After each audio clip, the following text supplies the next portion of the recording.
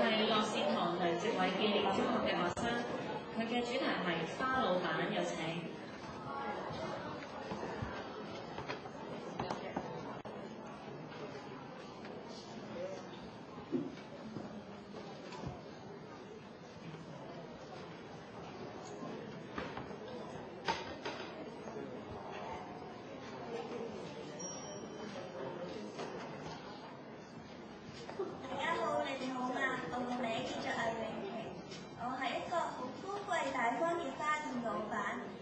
我做咗呢隻遊戲花老闆，目的係想滿足一啲好似我咁中意靚嘢嘅人，俾你認識一下大自然，仲可以測試一下你用做花店老闆嘅潛能。你睇呢個女仔係咪好靚呢？梗係啦，係照住我嚟設計嘅喎。喺第一關，首先你就要有優雅、有手法嘅快咁樣接住啲種子同埋配件，就好似泥土嘅就會有20蚊，紅蘿蔔嘅就有15蚊，如此類推。呢一關嘅遊戲可以考驗一下我哋嘅反應。你知㗎啦，我哋做嘢嘅時候又要快又要故意太旺，真係唔容易㗎。如果20年之內賺到500蚊嘅話，就可以過關。但係如果輸咗嘅話，就要重新再嚟過㗎啦。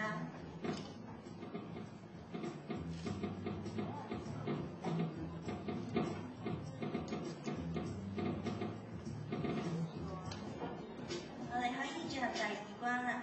第2關你要服務8個人，每服務1個就有100蚊。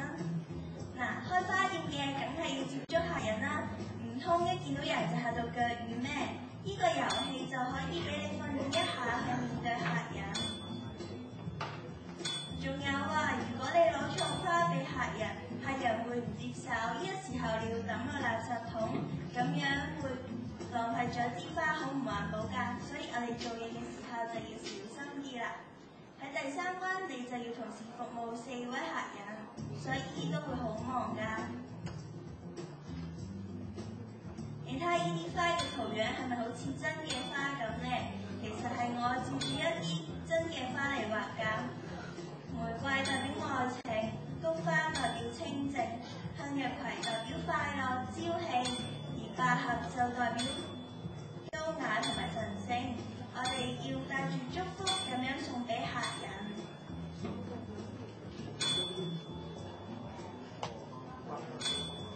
好啦，我哋就快可以過關啦。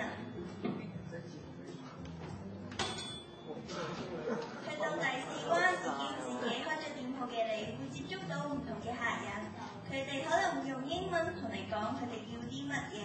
喺呢個國際大都市，唔識英文點得啊？就好似喺間花鋪入邊咁啦，你要知道 chrysanthemum 即係菊花 ，sunflower 即係向日葵 ，rose 即係玫瑰，而 lily 即係百合。呢一關嘅遊戲嘅好處就係可以結合到之前幾關嘅遊戲，仲可以加入咗英文嘅元素，又有得玩，又有得學英文，真係好有益㗎。所以話玩得多，我呢個game包你英文都有進步啊！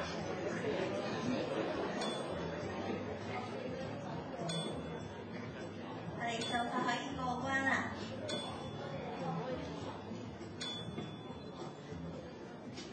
好啦，當你過完4關之後，即係話你已經係個唔錯嘅花店老闆。當然要都差少少啦。呢個遊戲可以俾你學識到一啲花店嘅實務知識，真係好有用㗎。